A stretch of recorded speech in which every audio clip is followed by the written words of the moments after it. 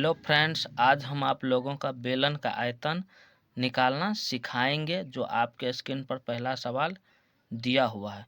चलिए बेसी ना समय लेते हुए आपको हम बेलन का आयतन निकालना सिखाते हैं।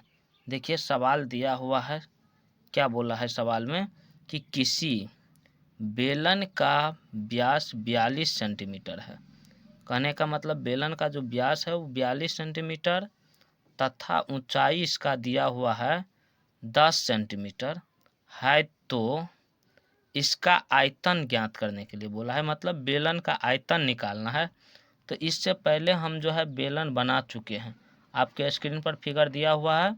और इसका जो ऊंचाई है वो 10 सेंटीमीटर है और व्यास कितना दिया हुआ है 42 सेंटीमीटर।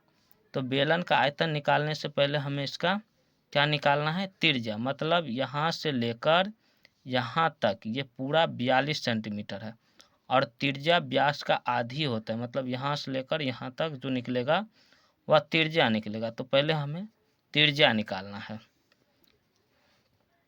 देखिए दोस्तों, इसका जो व्यास दिया हुआ है, व्यास कितना है 42 सेंटीमीटर। तो त्रिज्या जब निकालेंगे, त्रिज्या को आर से सूचित करते हैं और त्रिज्या बराबर जो सूत्र होता है वो d/2 होता है, यानी कि व्यास को हम d से सूचित करते हैं।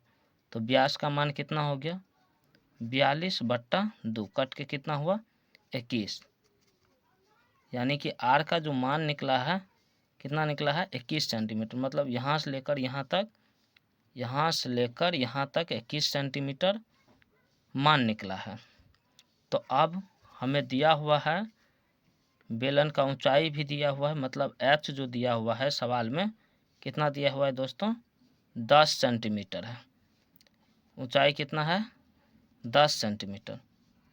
तो सवाल में क्या बोला है, इसका आयतन निकाले, यानी कि बेलन का आयतन निकालने के लिए बोला है। तो देखिए, चूंकि लिखेंगे चूंकि बेलन का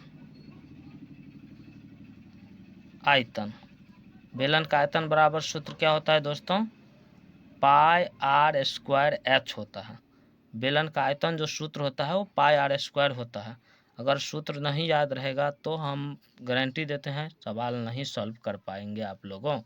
तो पाई का मान क्या होता है दोस्तों 22/7 याद रखना। और आर का मान निकला है कितना 21, स्क्वायर है तो इसका मतलब आर का मान 2 बार लिखना है, तो 21 × 21 और एच का मान 10, तो 10।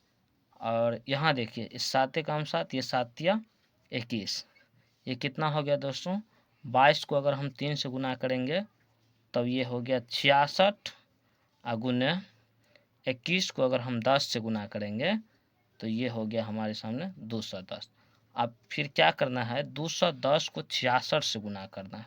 देखिए हम आपके सामने गुना कर रहे हैं, 210 को 66 से, 6 को 0 से गुना होगा तो 0, 6 को 1 से गुना हुआ तो 6 और 6 दूना 12, ये 0 6 और 6 दूना 12, ये 0 6 6 2 8 2 1 3, ये कितना हो गया दोस्तों 13,860। एक बार हम गुना फिर से चेक कर लेते हैं कहीं मिस्टेक तो नहीं हो गया।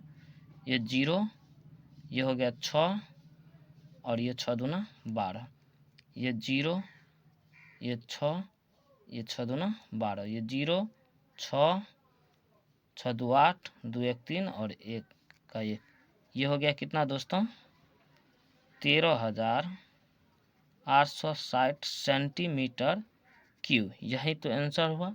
अगर आप लोगों का वीडियो अच्छा लगे तो लाइक कमेंट शेयर कीजिएगा। इसलिए हम गुना दोबारा चेक किए हैं कि चूँकि होता है क्या कि बच्चे लोग जो है बिहार बोर्ड के एग्ज़ाम में धरफड़ में गुना करके कुछ भी आंसर लिख देता है, इसीलिए दोबारा एक बार चेक करना ज़रूरी रहता है। आपको वीडियो अच्छा लगे तो लाइक कमेंट और शेयर कीजिए दीपक आइडियल कोचिंग सेंटर का।